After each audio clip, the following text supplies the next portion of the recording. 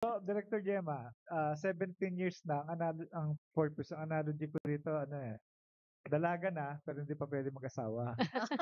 Pero Yes mula po. infancy hanggang pagdadalaga, nakikita doon yung nag-evolve yung needs, yung ano niya. Program. Kaya nga, 'di ba nung nakaraang SONA ni Pangulong Marcos, nabanggit niya yung 4Ps na dapat i-review na yung batas, yung Republic Act 11-3110. 310. Yeah.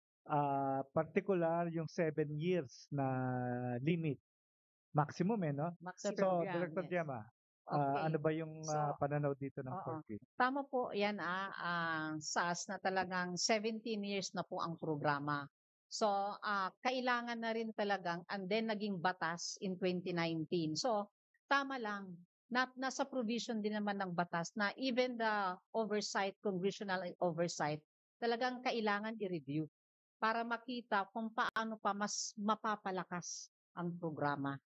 At ma-ensure talaga na bago mag-exit ang ating mga households, talagang umangat na sa buhay at masustain nila yung kanilang economic and social situation. Ito yung yung sinasabi ng Secretary Rex Gatchalian, fighting poverty, eradicating poverty is a long game, pangmatagalan. Yes, pangmatagalan. Kasi nga intergenerational na yan alam mo yan, yung mga mahihirap na hindi umangat sa buhay, pag may nanganak sila, mahirap din Na yung ipapasa pa rin, sir. Pero hindi natin tinatanggap yung prinsipyo na poverty is inherited. No. So kailangan labanan natin yung kahirapan.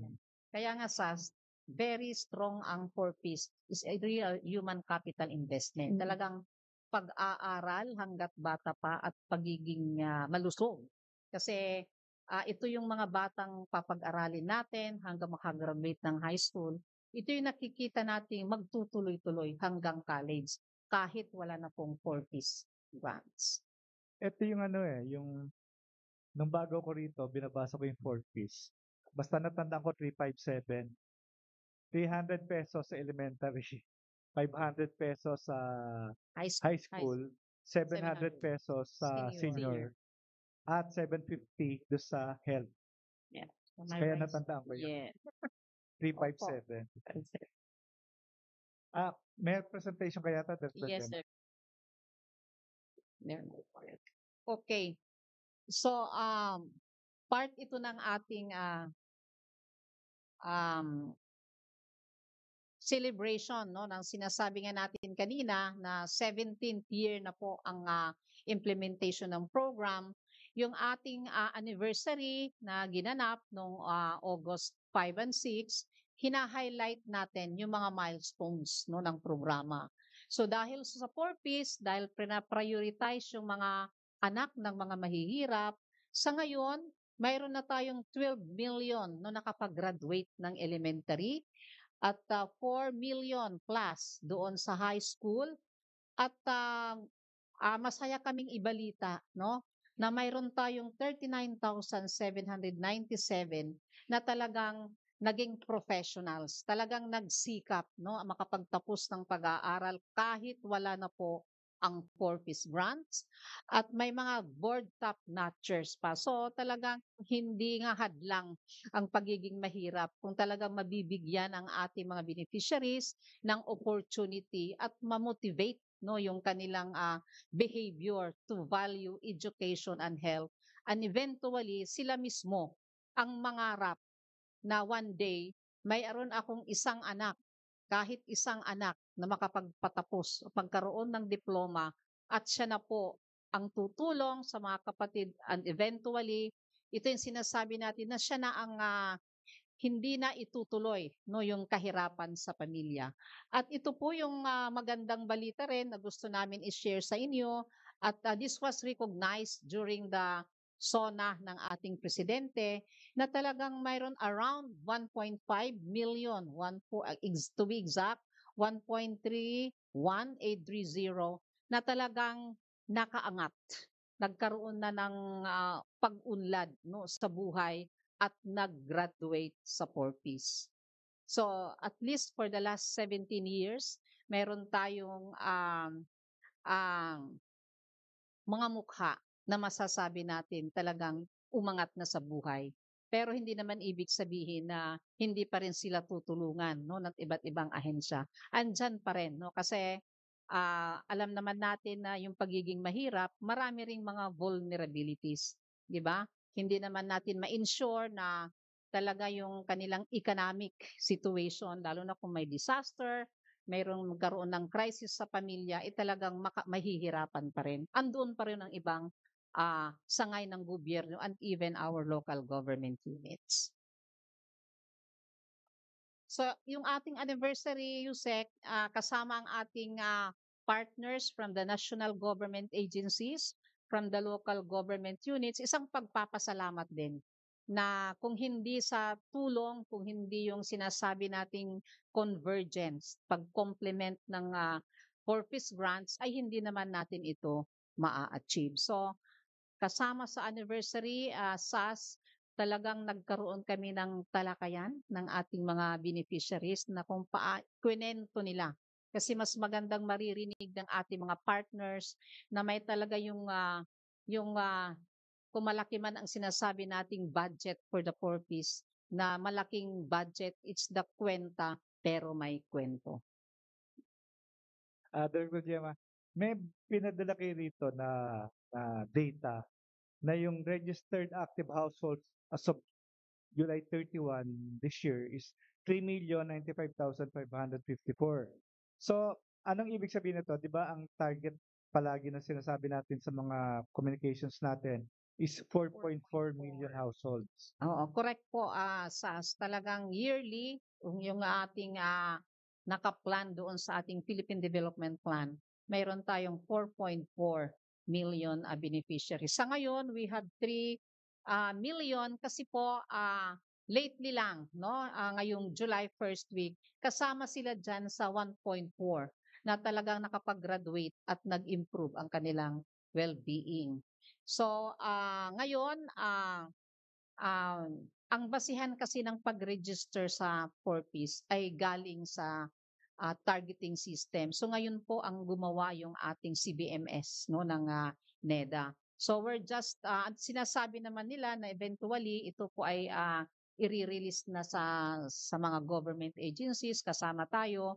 We can pwede natin yan siyang dagdagan, no, as long na mayroon na tayong bagong listahan ng bagong mahihirap. Yung CBMS, ito yung Community-Based Monitoring Monitoring System. system. oo. Nabatas din to ang nag-create nito eh. Yes, in 2019. Ito yung pumalit sa listahan. Listahanan, yes. Sa targeting system. Yung original na ginagamit ng Yes, DSWD. Ma'am, Ma'am Gemma, marami tayong mga nare-receive na mga questions tulad ng paano sila makakasali sa programa. So pwede po bang magbigay tayo ng konting context o ideas sa kanila kung paano po ito? Okay, thank you, no. So ang isang criteria, no, bago ma-register sa program, number 1, dapat siya ay nailista. So any targeting system. So dati listahanan, pero ngayon ay CBMS. Dapat kasama siya sa listahan na siya ay mahirap. At ang pangalawang criteria, yung eligibility, ay siya yung may 0 to 18 years of age na anak kasi human capital investment. And of course, isa sa requirements din, may willingness ang ating mga beneficiaries na talagang sumunod yung pag-comply ng mga conditions. So, yun ang tatlong eligibility criteria para siya ay ma-enroll at masama sa listahan ng 4Ps. Director Gemma, ito malimit sa social media Marami. especially. Pag 4Ps, may mga magko-comment doon. Bakit parang ginagawang tamad daw yung mahihirap. Puro sila yung tinutulungan. Yung 4Ps nga, parang bakit ganon? Mahirap lang yung kinakalinga. Okay. So, talagang kailangan talagang yung ating advocacy na intindihin na ang 4Ps is not a dole-out program. May condition siya eh. Saka lang siya makaka-receive ng grants. Kaya nga pagpasok ng 4Ps, mayroon kaming oath of commitment na ano ang gagawin niya, tulad yung pag-comply, no, ng mga conditions.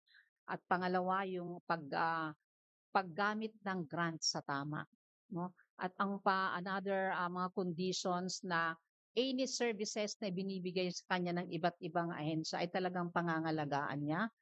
At yung willingness again at tulad yung hindi pagsasanla, kasama yun sa mga Yan, oath yan yung dating criticism yung card Card. Tama, ma'am, yung sinasanla. Oo. ATM. Yung iba pinagsasabog. Kaya nga yung gusto kasi natin dito sa Corpus, yung ma-develop talaga yung kanilang behavior. No, kung paano nila i-value yung education, paano nila yung health, at paano magsusumikap na hindi lang siya magdi-depend sa grants ng Corpus. Ito yung di ba, kinopya natin ng 4-piece Sa CCT. Mexico, Oo. Brazil. Pero meron tayong in-inject na sariling atin. Ito yung Yes, family oo. development sessions. Correct po. Kwento nga yan, anong ginagawa sa FDS? So ito yung pinagmamalaki natin dito sa Pilipinas ng ating kakaiba, no? Yung uniqueness ng Corpus sa Pilipinas, we have the family development session. So monthly po ito at nag-iipon-ipon ang ating mga beneficiaries, 25 to 30 members no ng mga beneficiaries. Mayroon tayong sinusundan na 7-year transformative learning path. So, ibig sabihin, yung FDS, mayroon tayong sessions, meron tayong modules na sinusundan such as halimbawa, paano nila i-value ang education, paano nila i-value ang health at nutrition, paano nila naiintindihan ang yung first 1,000 days, yung kanilang mga karapatan, even the financial literacy. Kasi nakikita namin yung pagiging financial literate, umpisa yun kung paano siya madi-develop yung kanyang capacity, mag-improve yung kanyang economic condition. So, monthly ito, chine-check ito. We have resource persons from the different government organizations na talagang kinakapacitate natin ang ating mga beneficiaries in terms of knowledge, in terms of attitude, in terms of skills and behavior. Lahat ng mga issues na nai-encounter ng ating beneficiaries. Director Gemma, nabanggit din ni Pangulong Marcos sa kanyang SONA na yung mga palaboy dapat, yung mga pag-alagala, ang tawag kasi natin doon, Hopeless. peace, families and individual situation na napakahaba. Pero yung one word palaboy. Sinabi ni Pangulong Marcos, dapat ipaloob na rin sa 4-piece. Pwede ba silang pumasok sa 4-piece? Pwedeng-pwede SAS. In fact, yung batas ngayon, yung RA 11310, mandatory po ang pag-enumerate. Sabihin ng paglista ng ating mga vulnerable sectors, kasama po yung ating homeless, indigenous peoples, yung mga fisher folks and others. So automatic po silang kailangan puntahan ng ating enumerator sa listahanan. So pag nakita po doon, SAS na may 0 to 18, kasama din siya sa programa. For as long as may anak. Yes, kasi So, yung priority ito, ma'am. priority. Nasa batas ito ngayon. Ma'am, meron akong question. Kung tungkol ito dun sa conditionalities, ma'am, yung mga beneficiaries natin na currently 4-piece benes, kapag po ba hindi sila nag-comply dun sa conditionalities, may possibility na matanggal sila sa programa? Yes, pero mayroon tayong sinusunod na procedures, 'di ba? May first warning, second warning, talagang kinakausap, hino-home visit, inaalam bakit hindi nag-comply. Talagang kung sa isang taon, no, talagang consistent na ang hindi niya pag-comply, that's the time na talagang dini-delist. Kasi nangako ka di ba? At saka it's a wastage of the government resources. Mayroon pang mga ibang beneficiary na talagang gustong sumali. Yung waitlisted. Yung waitlisted na talagang willing na Papasok sa program. mag-cooperate doon sa programa. May data ba tayo, Director Gemma, yung mga na-delist dahil sa pagiging delinquent? Mayroon po Attendance SAS, of but FDS. No? wala pa akong dala pong Wala data ngayon. ngayon. Later we can share po. So ang tawag namin yung not attending school na mga beneficiaries. Pero sabi ko nga, pumapasok yung case management system namin na nag-home visit, inaalam bakit hindi nag-aaral ang bata. So 1 year po yan na talagang nagkakaroon na kami ng case conference, sinatawag namin yung school, So kung mga child labor naman, tinatawag namin ng DOLE. Kasi isa sa mga reasons kung bakit hindi nakakapasok, mayroon pa rin tayong data na yung mga bata talaga na nagtatrabaho instead na pumasok sa school. So, Director Shane, i-open na natin sa mga reporters. Okay, so yes, sir. Now, si Vic muna. Siya yung unang dumating. Yes, sir, Vic. Director, for the record lang,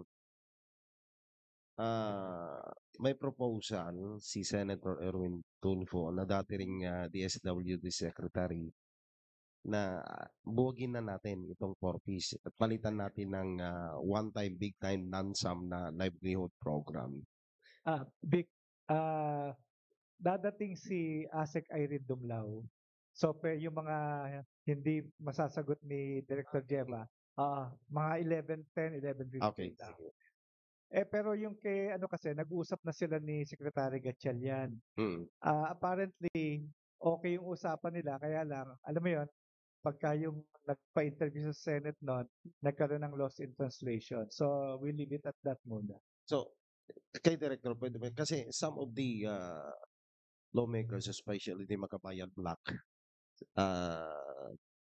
party list Representative Laila de Lima and si JC, parang ayaw nila na suportahan yung ganong hakbang na alisin natin yung buwagin natin yung 4Ps yung programa na yan. At yun nga. Issue supportive sila, nag-issue sila ng statement.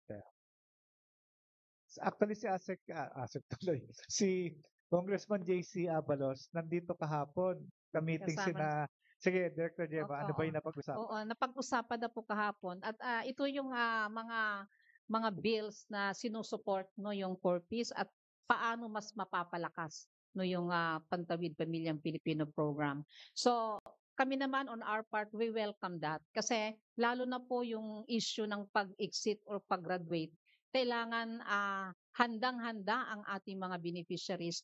Yung kay Kong JC, maganda po yung kanyang bill dahil pag-provide ng slots for tertiary education. Maganda po yun kasi ang purpose kaya lang nating isupport hanggang senior high school. Pero paano yung college? So ito po yung bill ni Kong JC na napag-usapan kahapon with the secretary na we really fully support. Kasi we have been advocating with CHED. Kaya lang mayroon ding reservation ang CHED kasi marami rin silang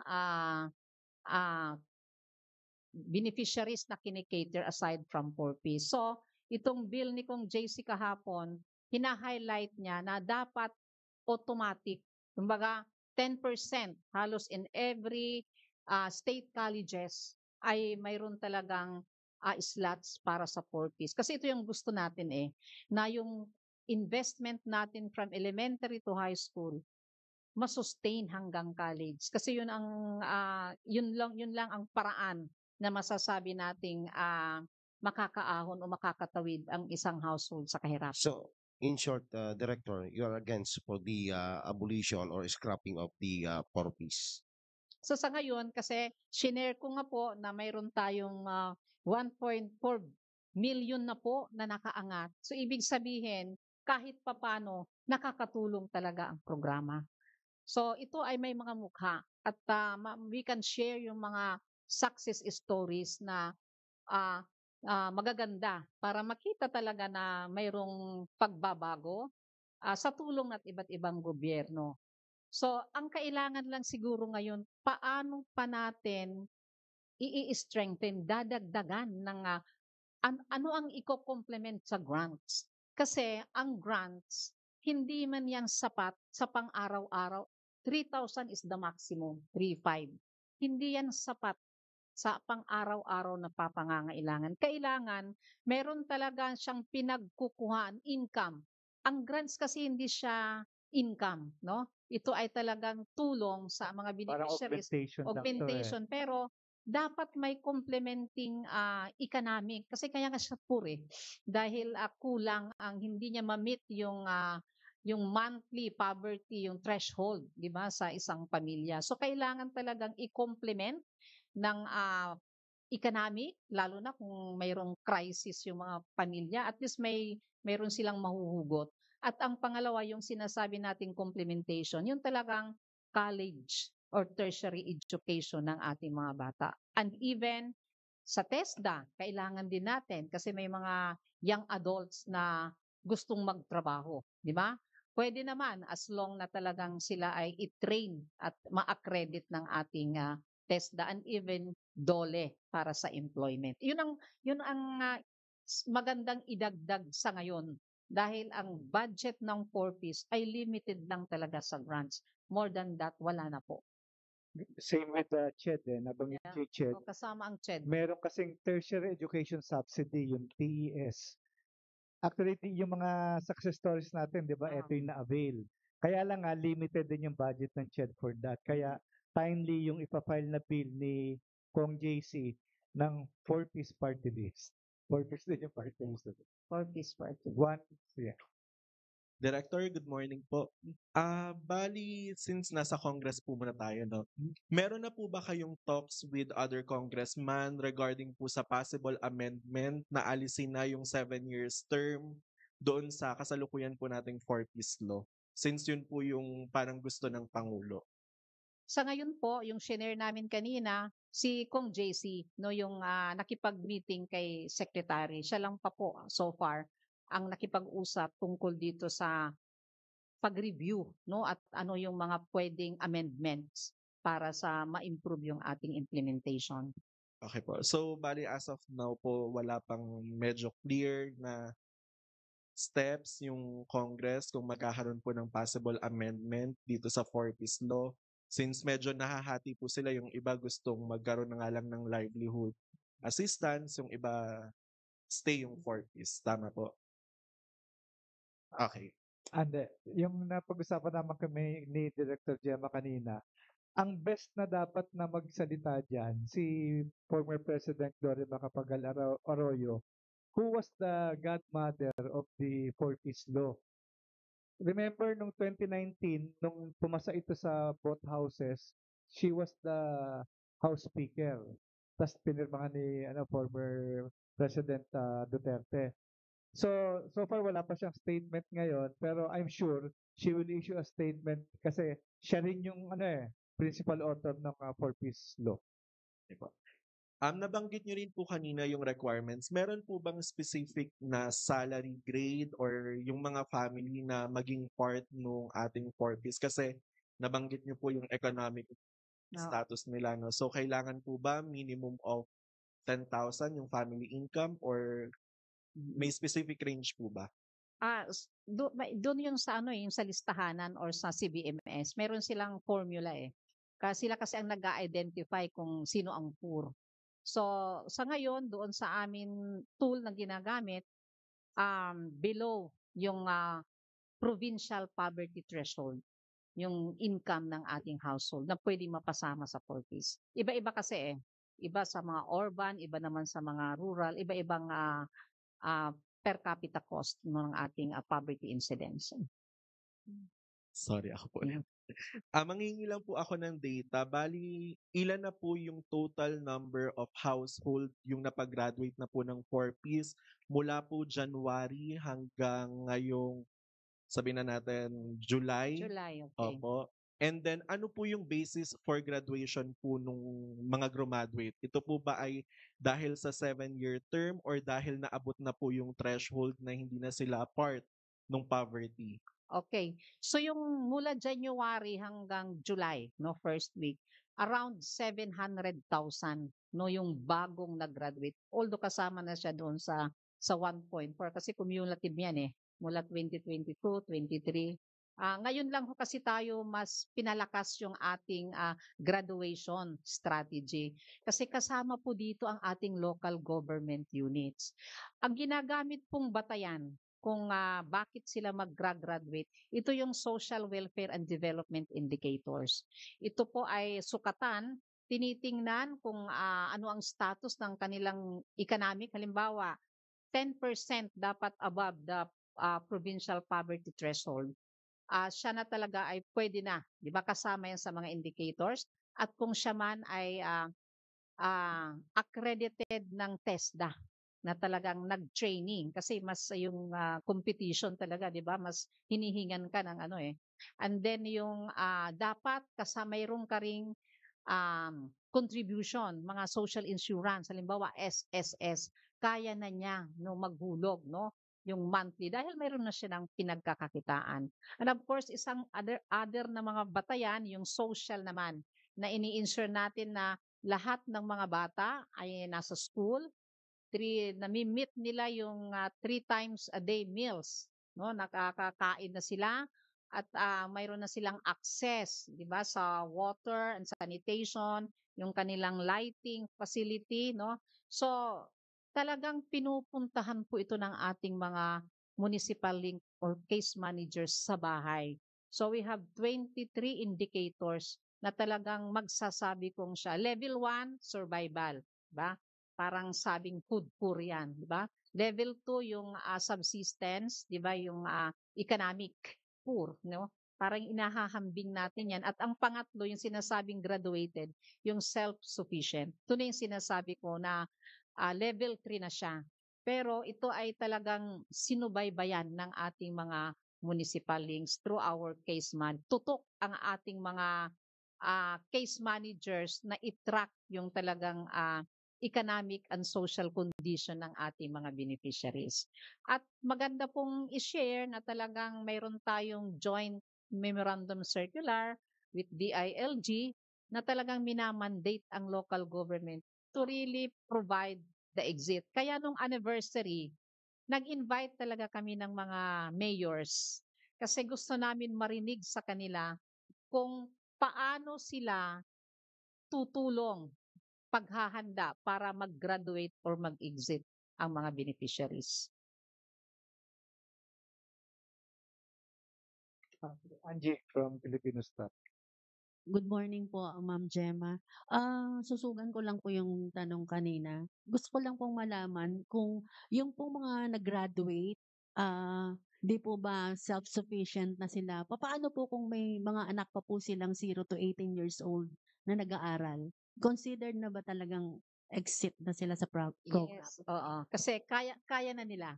Kaya na nilang i-sustain. Ibig sabihin, kahit meron pa silang college, no, or may elementary or high school, ibig sabihin, nakaangat na sila. Yun yung sinasabi ng ating mga beneficiaries. Dahil nakaangat na sila, minsan sila ang nagbo-volunteer. Ibigay naman sa iba.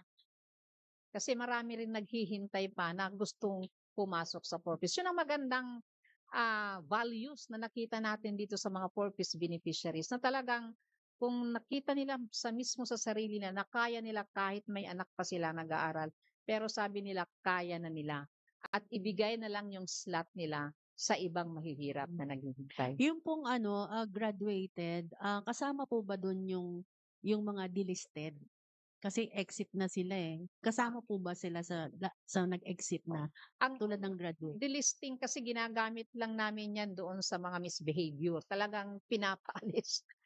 Oo, kasi may hindi sumusunod, no? Pero ang ating talagang vision sa Purpose, lahat na mag-i-exit sa programa ay talagang graduate, maka-achieve ng ating level 3 self-sufficient. Meron po ba kayong region na most number of graduates like NCR or any region? May data po ba kayong ganun, ma'am? We have, pero wala kaming dala ngayon. Okay. Mayroon tayong breakdown, no, per region. Mhm. Thank you po. Welcome lang natin si ASEC Irene Dumlao, the DSWD spokesperson. Para doon Morning sa po, mga tanong ninyo tungkol sa ibang issues, nandito siya para sagutin.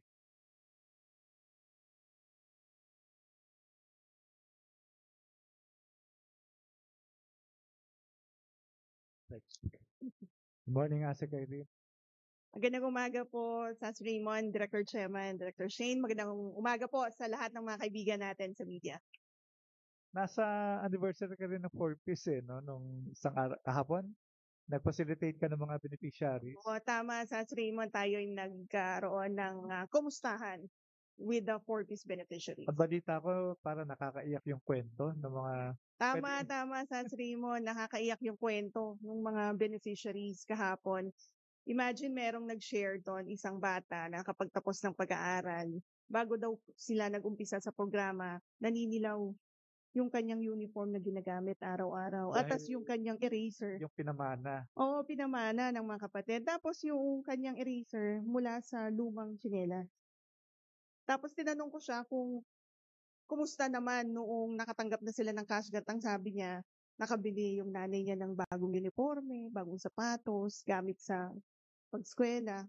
So, nakakatuwa 'no, na nasabi nila na aside from the conditional cash grants na natatanggap na nila, ay naturuan talaga sila na bigyang pagpapahalaga ang edukasyon. At ang ganda ng kwento niya kasi nakapagtapos siya ng kolehiyo, cum laude, and ngayon ay nagtatrabaho na siya. Naluluha ka rin, Ate kaya narinig ko. 'Di ba nakakatuwa kasi yung kwento. Lahat tayo may kwento, ng pagbabago, ng transformasyon. Lahat tayo 'di ba, sa Raymond dumaan sa hirap nung tayo ay nag-aaral, and nakakatuwa na makakita ng mga kapwa natin na sumikap, nakapagtapos, at ngayon, medyo maayos-ayos na rin ang buhay. Ngayon ko na nalaman pwede palang eraser yung lumang tsinelas. Yun Ako nga din, Di ba? nagulat ako na Nagagamit pwede pala pala. siya. But sila ang nagpatotoo kung gaano kahirap ang buhay. But sila rin ang nagpatotoo na hindi hadlang ang kahirapan para umunlad sa buhay. Questions? Mike Guyagoy from RMN. Itong issue ng 4-piece ay special mention ito ni Pangulong Bongbong Marcos kung kaya't we're wondering may mga panawagan po na ito ay buwagin. But meron ho ba kayong mga naisip on how to enhance it? Particularly, are you open na parang gawing isang bagsakan lamang yung ibinibigay sa ganun na yung makapagsimula ng kapital sa negosyo, yung mga beneficiaries? Mike, actually last week nagkaroon ng pagpupulong si Secretary Rex Gatchalian at si Senator Erwin Tulfo dito mismo sa Central Office. At isa sa mga napag-usapan nila ay yung pagpapaunlad, pagpapabuti ng mga programs and services ng DSWD. Isa na nga po yung Pantawid Pamilyang Pilipino Program. Alam niyo po, isa sa mga napag-usapan nila is paano ma-enhance yung program implementation. 17 years na itong tumatakbo, and we truly recognize na kinakailangan na rin ng mga pagbabago sa programa. We're very much open. In fact, sabi ko nga, we're very much open to any enhancements, and tayo ay patuloy na magkakaroon ng dialogo with the House of Representatives and with the Senate sa lahat po ng pinatawan nila para po magkaroon tayo ng mga amendments doon po sa ating programa.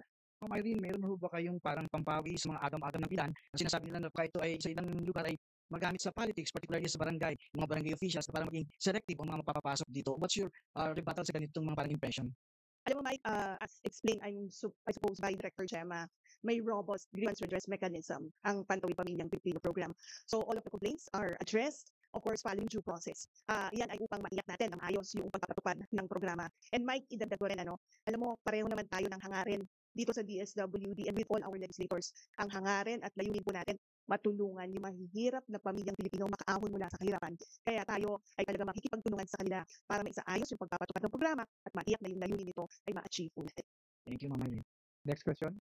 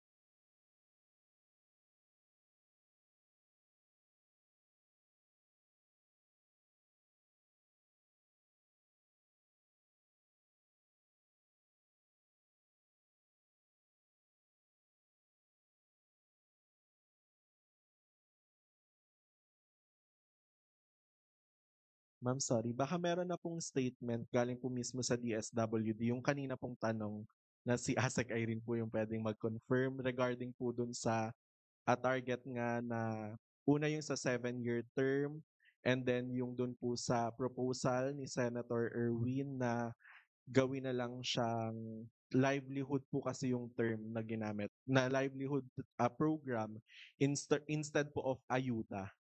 So kung meron na pong statement ang DSWD regarding po doon. Unang-una, nais nating banggitin na hindi po ayuda ang Pantawid Pamilyang Pilipino program. Ito po ay conditional cash transfer sapagkat kaya nga po nang naipaliwanag, meron pong mga condition na kinakailangan pong tuparin yung ating mga program beneficiaries bago po sila makatanggap ng cash grants. Pangalawa po, nais nating banggitin at gusto ko ring ulitin na nabanggit ko na kanina na open ang DSWD sa lahat ng konsultasyon at dialogo para sa pag-enhance ng programa. Sabi ko nga, 17 years na po itong tumatakbo. We recognize na kinakailangang may mga mababago na rin sa programa. At yan po yung gagawin natin kasama ang House of Representatives at ang Senado. At titiyakin ng DSWD na sa lahat po ng isasagawa ng mga activities ay nandun po tayo para magbahagi ng mga iba't ibang mga inputs para po sa amendments nga ng program. Director Gemma, nabanggit nyo kanina na merong talagang existing Congressional Oversight Committee na talagang nagre-review nung Fortis Law, yung Republic Act 11310. Yeah. Pwede niyo bang bigyan ng Opo, thank you, Saso. So, Section 11 so ng batas, meron talagang provision on Congressional Oversight Committee na talagang ang gagawin talaga nila upon the implementation or effectivity of the act ay magkukonvene itong committee. So 5 from the Congress and the 5 from the Senate, no, kasama po ang mga chairpersons. So tamang-tama si Senator Tolpo, chairperson siya, no. So ito pinag-uusapan dahil tinitingnan nila ano ba ang mga status ng implementation at ano yung mga remedial no na mga intervention or policies na pwede pang mapalakas ang programa. So talagang mandated siya na i-review. We welcome that kasi mas maganda rin na ini-evaluate no ang programa lalo na ito na napakalaki ng budget no na napupunta the biggest chunk ng DSWD nandito sa programa. So I hope ito ay pinag-uusapan na rin no sa Congress at saka sa Senate tungkol dito sa pagre-review. yung budget po ng 4Ps, ito yung halos kalahati ng budget ng DSWD. Ibig sabihin ganung kalaki yung pagpapahalaga ng gobyerno sa programang ito.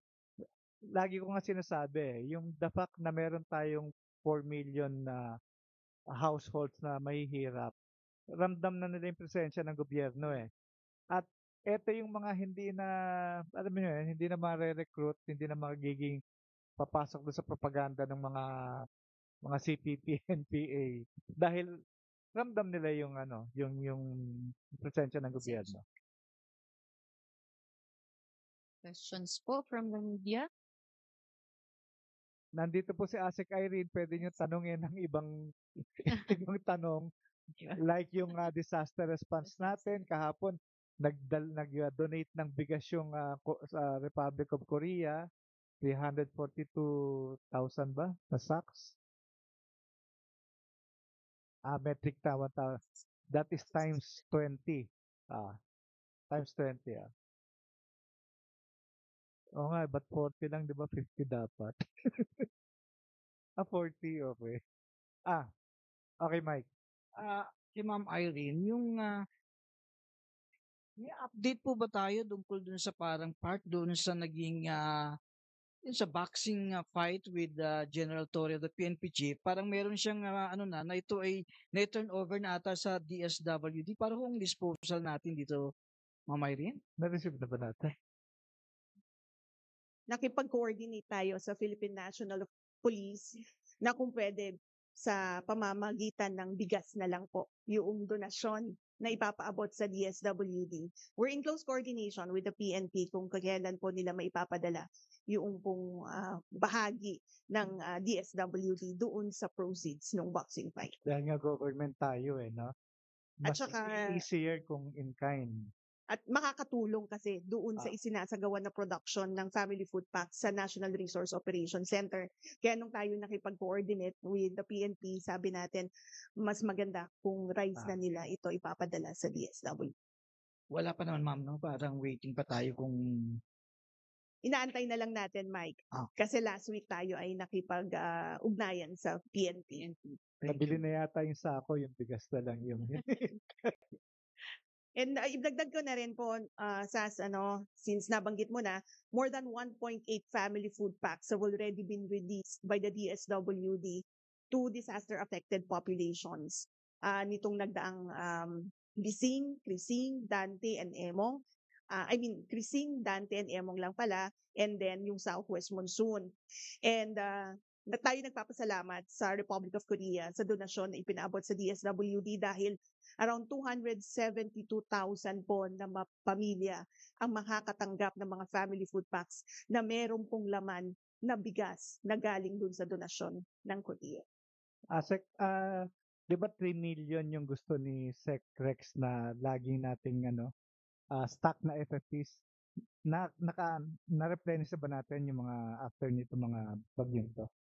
Ongoing na tayo doon sa pag-produce ng mga family food packs na magiging bahagi na ng ating stockpiles. Kasi tama yung nabanggit mo, ang layunin natin ay maibalik na ulit sa mahigit 3 million family food packs yung ating pong national stockpile. Angie. Help lang po kay Ma'am Irene. Na-mention kanina ni Ma'am Gemma kanina na 1.4 po yung nag-graduate na sa 4Ps as of July. Pag nag-graduate po, ano pa po yung mga maitutulong po ng DSWD sa mga nag-graduate na or self-sufficient na? Yung ating mga yung ating graduates na 4Ps, no, they can still avail ng other programs and services ng DSWD. Hindi naman ibig sabihin na nag-graduate ni sila po sa program, talagang as in wala na po ang DSWD. Andyan po yung SLP. Baka yung kanilang puhunan ngayon pwedeng madagdagan, no, para mas malaki, no, ang kanyang sustained ang kanyang kinikita. Kung mayroon naman halimbawa nagka-crisis kahit nag-graduate na, andyan naman po yung ating AX, no? Kasi hindi mo naman maiiwasan yan. Kahit mag-graduate sila, mataas pa rin kasi ang kanilang vulnerability. Hindi naman sila yumaman eh. Parang nakaangat-angat lang ng kunti, no? Ganun ho ang of course, talagang tino-turn over po namin sa local government units talaga yung folder mismo doon sa aming Pugay Tagumpay Ceremony na talagang ang nagpro-provide ng logistics si Mayor, no? Talagang tino-turn over namin pati yung mga beneficiaries physically na ito po yung ito yung bunga, no, ng ating programa at even the municipal local government units can already kumbaga maximize them. Kaya sabi ko may payback time din na tutulong ang ating mga beneficiaries sa kanilang municipality. So kaya andun pa rin yung ating local government units nagsusubaybay. In fact, sa ating policy, pag nag-graduate ngayon, halimbawa, July, itong 1.4, so isang taon pa siyang susubaybayan ng ating local government units. Ang ibig sabihin, mayroon tayong tinatawag na transition plan na pinipirmahan po ng municipal link at saka yung local social welfare and development officer. Kasi sabi namin sa ating local governments, at the end of the day, mga constituents pa rin sila ni Mayor. Dumaan po lang ang 4Ps at ibang programa pero at the end of the day, kasama siya sa constituents na gusto rin ng local government na talagang tuloy-tuloy yung pag-angat. Any more questions? Kung wala na, Dr. Shane? Maraming salamat po. Yes.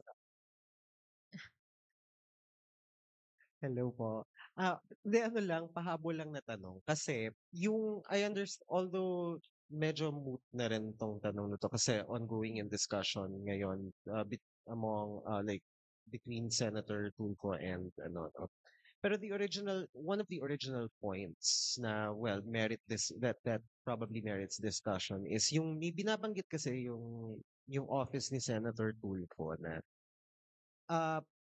yung 4Ps parang unfair. May pagka-unfair daw siya dun sa kung sino yung pwedeng pumasok doon. Yung pwedeng beneficiary. Yung parang bakit hindi daw kasama yung low-income earners katulad ng mga janitor, house help, mga security guard, pare-pareho naman daw nagbabanat ng pareho naman daw naghihigpit ng sinturon.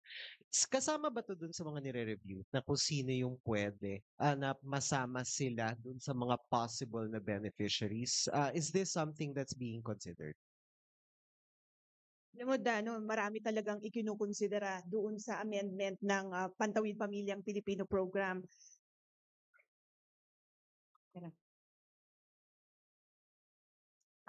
Definitely, yan ay isa sa mga mapag-uusapan when we hold our consultation or dialogues with the House of Representatives and the Senate of the Philippines. Kung matatandaan din nyo, nabanggit sa SONA ni Pangulo na sinasabi niya na yung mga local government units, dapat hanapin din nila yung mga mahihirap na mga pamilya na nasa mga lansangan. Dapat tulungan din natin sila na mapabilang sa programa. If you could recall that, the President himself mentioned it sa kanyang SONA. Kaya isa yan doon sa mga magiging bahagi ng ating magiging diskurso or dialogue with our legislators. Again, with the ultimate objective of enhancing yung program implementation.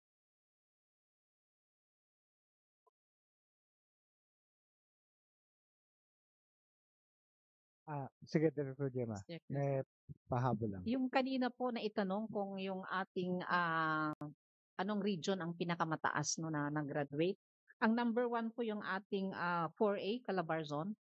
Kasi malaki talaga din ang population nila. Pangalawa, yung Region 9, no, so sa Zamboanga. At ang pangatlo yung ating Region 5. So sila po yung mas mataas na number na nag-graduate. Kasi sila din naman ang mas marami no, in terms of coverage ng scope ng programa. Thank you. So, Calabarzon, Zamboanga Peninsula, and Bicol And Region. Ang Samar Leyte, wala. Maba. Hindi pa. Kadami. Kasi doon yung matindi poverty. Oo, poverty. NCR. NCR. NCR.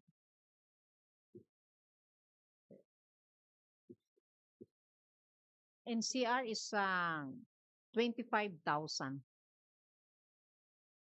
Maliit. Ito yung sinasabi nating 4A, 73,000 po ito. Ito yung number Calabarzon. sa Calabarzon. Tsaka Director Gemma, by 2026, ang projection natin, 1.8 million na yung total graduates. Tama ba to? Yung supposedly maapektuhan ng 7-year rule SAS. Kaya isa sa mga nire-review na kailangan munang ihanda yung ating I-revise yung 7-year rule. Kasi nga walang takdang panahon ng pagiging mahirap. Yeah. Kaya kailangan talagang pinalalakas natin ang social case management, no? Talagang yung pagsusubaybay at pagmo-monitor ng ating mga municipalities na ma-ensure na makaka-avail ang ating mga beneficiaries ng programs like CHED, TESDA, DOLE. Kasi yun lang po ang talagang masasabi nating masasama siya doon sa self-sufficient. Kasi hanggat walang pagbabago sa kanilang income, talagang hindi pa sila handa. No? Kawawa naman dahil meron pa silang mga anak na nag-aaral. Thank you, Director Gemma. Idagdag ko lang mga yung nabanggit ni Director Gemma about the 7-year program participation. Isa nga yan dun sa mga mapag-uusapan din. Kasi sabi natin, hindi dapat mas maging flexible at mas maging needs-based yung approach.